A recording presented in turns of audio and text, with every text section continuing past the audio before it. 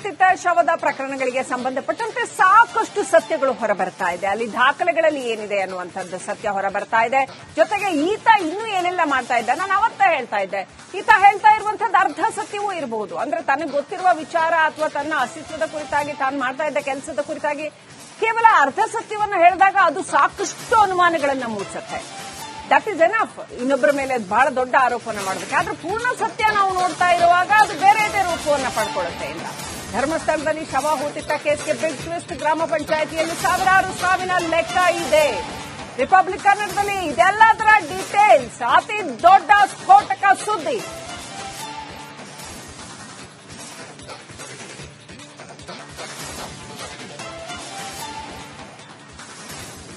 So 1 ವರ್ಷದಲ್ಲಿ ಎಷ್ಟು ಅಪರಿಚಿತ ಶವಗಳು ಬಂದಿವೆ, 10 ವರ್ಷಗಳಲ್ಲಿ ಎಷ್ಟು ಅಪರಿಚಿತ ಶವಗಳು ಬಂದಿವೆ, ಅದರಲ್ಲಿ ಗಂಡೆಷ್ಟು ಹೆಣ್ಣೆಷ್ಟು, ಅದರಲ್ಲಿ ಯಾವ್ಯಾವ ಸ್ಥಿತಿಯಲ್ಲಿ ಇದ್ವು, ಎಲ್ಲಿ ಸಿಕ್ತು ಆ ಅಪರಿಚಿತ ಶವ, ಯಾವ ಸ್ಥಿತಿಯಲ್ಲಿ ಸಿಕ್ತು, ಈ ಎಲ್ಲ ದಾಖಲೆಗಳು ಧರ್ಮಸ್ಥಳದ ಗ್ರಾಮ ಪಂಚಾಯತಿಯಲ್ಲಿ ಲಭ್ಯ ಇದೆ. ಈ ಎಲ್ಲಾ ಶವಗಳ ಲೆಕ್ಕ ನಾವು ಹೇಳ್ತೀವಿ, ಆ ಲೆಕ್ಕ ಏನಿದೆ ಅನ್ನೋದನ್ನ ನಿಮಗೆ ಕೊಡ್ತೀವಿ. ಆ ಲೆಕ್ಕ ಗ್ರಾಮ ಪಂಚಾಯಿತಿಯಲ್ಲಿ ಲಭ್ಯ ಇದೆ. ರಿಪಬ್ಲಿಕ್ ಕನ್ನಡಕ್ಕೆ ಪಂಚಾಯಿತಿಯ ದಾಖಲೆಗಳು ಲಭ್ಯ ಆಗಿದೆ.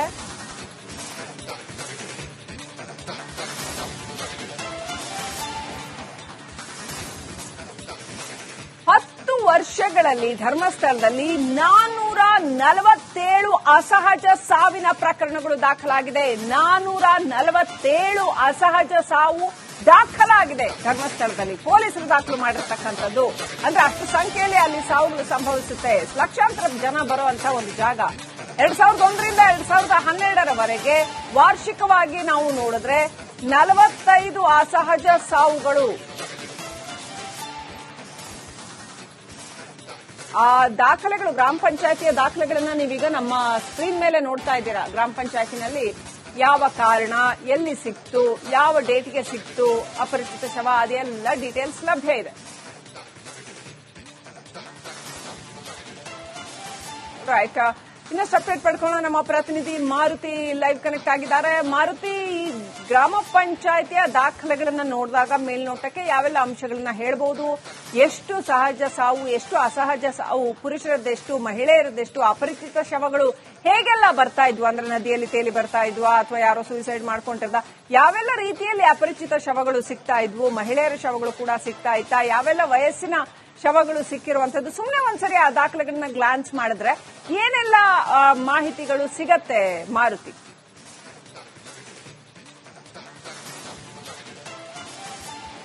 ಲಕ್ಷ್ಮಿ, ಸದ್ಯ ಮುಸುಕುದಾರಿ ತೋರಿಸಿರುವಂತಹ ನೇತ್ರಾವತಿ ಸ್ನಾನಘಟ್ಟ ಏನಿದೆ, ಸ್ನಾನಘಟ್ಟದ ಬಳಿ ಇರತಕ್ಕಂಥ ಆ ಒಂದು ದಟ್ಟಾರಣ್ಯದಲ್ಲಿ ಸರಿಸುಮಾರು ಜನರು ಬರ್ತಾರೆ, ಯಾವುದೋ ಸಂಕಟಕ್ಕೆ ಸಿಲುಕ್ತಾರೆ, ಇನ್ಯಾವುದೋ ಸಮಸ್ಯೆಗೆ ಬಳಲ್ತಾರೆ. ಸ್ವಲ್ಪ ದಿನ ಅಂದ್ರೆ ಬಂದಂತ ಸ್ವಲ್ಪ 2-3 ದಿನ ಹಣ ಇರುವವರೆಗೂ ಅಥವಾ ಒಂದಿಷ್ಟು ಲಾಟ್ಗಳನ್ನ ಮಾಡಿ ಬದುಕಿರ್ತಾರೆ, ಇಲ್ಲೇ ಬದುಕ್ತಾರೆ, ಊಟ ಮಾಡ್ತಾರೆ, ಓಡಾಡ್ತಾರೆ. ಕಡೆಗೆ ಮಾನಸಿಕ ಸ್ಥಿತಿಯನ್ನ ಕಳ್ಕೊಂಡಾದ್ಮೇಲೆ, ಸ್ಥಿಮಿತ ಕಳ್ಕೊಂಡಾದ್ಮೇಲೆ ಒಂದಿಷ್ಟು ಜನ ಅಪರಿಚಿತ ವ್ಯಕ್ತಿಗಳು ಅಂದ್ರೆ ಬೇರೆ ಬೇರೆ ಜಿಲ್ಲೆ ಆಗಿರ್ಬೋದು, ರಾಜ್ಯ ಆಗಿರ್ಬೋದು, ಬೇರೆ ಬರ್ತಾರೆ.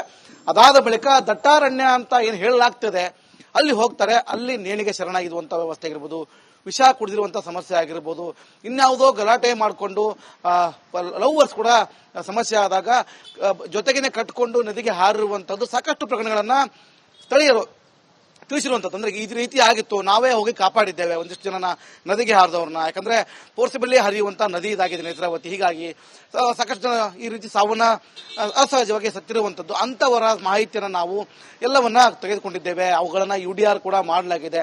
ಶವಗಳು ಸಿಕ್ಕಾಗ ಅದು ಹೆಣ್ಣಿನದ ಅಥವಾ ಗಂಡಿನದ, ಯಾವ ಕಾರಣಕ್ಕಾಗಿ, ಅವರ ಬಳಿ ಏನೆಲ್ಲ ದಾಖಲೆಗಳಿದಾವೆ ಅವುಗಳನ್ನೆಲ್ಲವನ್ನ ಪರಿಶೀಲನೆ ಮಾಡಿರುವಂತದ್ದು.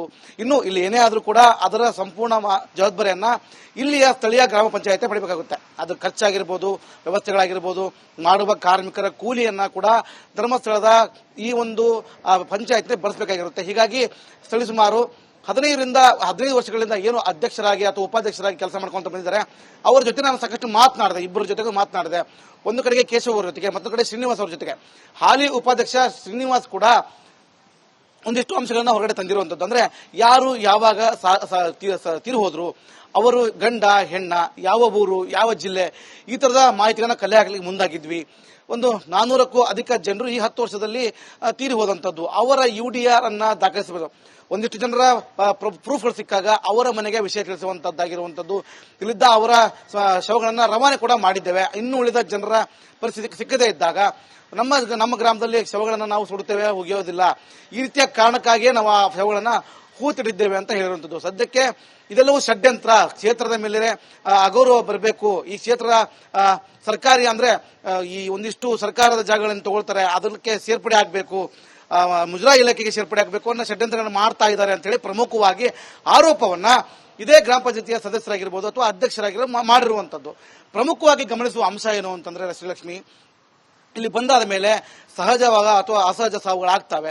ಅದೆಲ್ಲದರ ದಾಖಲೆಗಳನ್ನ ತೆಗೆದುಕೊಂಡಿದ್ದೇವೆ, ಅದೆಲ್ಲದರ ದಾಖಲೆಗಳನ್ನ ಮಾತ್ರ ಇದ್ದಾವೆ ಅನ್ನೋ ಒಂದಿಷ್ಟು ಮಾಹಿತಿಗಳನ್ನ ಇಲ್ಲಿಯ ಸದಸ್ಯರುಗಳು ಬಿಚ್ಚಿಟ್ಟಿರುವಂತದ್ದು, ಅನಾವರಣಗೊಳಿಸಿರುವಂತದ್ದು.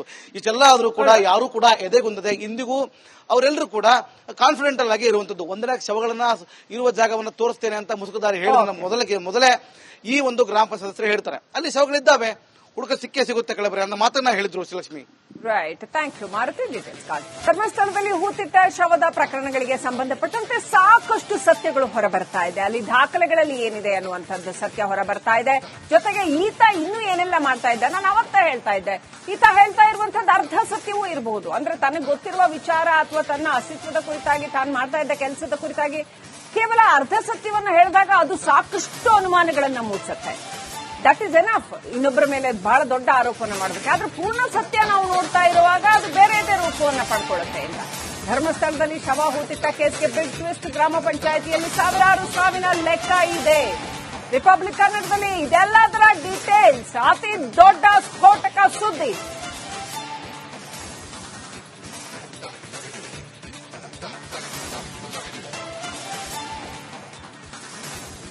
ಸೊ 1 ವರ್ಷದಲ್ಲಿ ಎಷ್ಟು ಅಪರಿಚಿತ ಶವಗಳು ಬಂದಿವೆ, 10 ವರ್ಷಗಳಲ್ಲಿ ಎಷ್ಟು ಅಪರಿಚಿತ ಶವಗಳು ಬಂದಿವೆ, ಅದರಲ್ಲಿ ಗಂಡೆಷ್ಟು ಹೆಣ್ಣೆಷ್ಟು, ಅದರಲ್ಲಿ ಯಾವ್ಯಾವ ಸ್ಥಿತಿಯಲ್ಲಿ ಇದ್ವು, ಎಲ್ಲಿ ಸಿಕ್ತು ಆ ಅಪರಿಚಿತ ಶವ, ಯಾವ ಸ್ಥಿತಿಯಲ್ಲಿ ಸಿಕ್ತು, ಈ ಎಲ್ಲ ದಾಖಲೆಗಳು ಧರ್ಮಸ್ಥಳದ ಗ್ರಾಮ ಪಂಚಾಯತಿಯಲ್ಲಿ ಲಭ್ಯ ಇದೆ.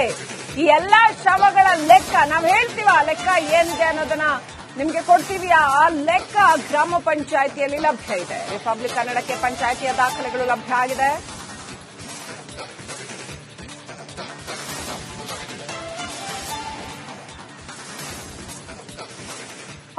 ವರ್ಷಗಳಲ್ಲಿ ಧರ್ಮಸ್ಥಳದಲ್ಲಿ 447 ಅಸಹಜ ಸಾವಿನ ಪ್ರಕರಣಗಳು ದಾಖಲಾಗಿದೆ. 447 ಅಸಹಜ ಸಾವು ದಾಖಲಾಗಿದೆ ಧರ್ಮಸ್ಥಳದಲ್ಲಿ. ಪೊಲೀಸರು ದಾಖಲು ಮಾಡಿರ್ತಕ್ಕಂಥದ್ದು. ಅಂದ್ರೆ ಅಷ್ಟು ಸಂಖ್ಯೆಯಲ್ಲಿ ಅಲ್ಲಿ ಸಾವುಗಳು ಸಂಭವಿಸುತ್ತೆ. ಲಕ್ಷಾಂತರ ಜನ ಬರುವಂತ ಒಂದು ಜಾಗ. 2001ರಿಂದ 2012ರವರೆಗೆ ವಾರ್ಷಿಕವಾಗಿ ನಾವು ನೋಡಿದ್ರೆ 45 ಅಸಹಜ ಸಾವುಗಳು